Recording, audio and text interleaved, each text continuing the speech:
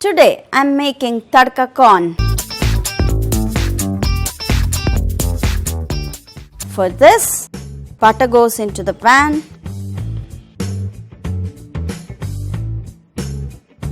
I'll add some cumin, some hing, some finely chopped chilli. With that, I am adding sweet corn which has been steamed and kept. I'm going to add some salt to taste, some lime juice,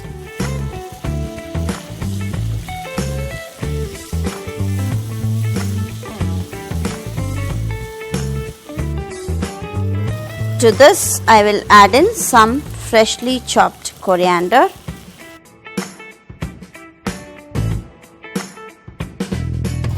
I can switch off the flame.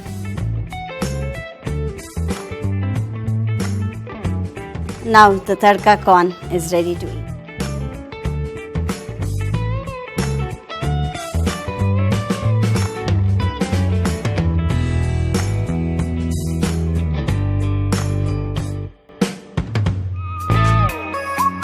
For more recipes, like and subscribe SPL Foods.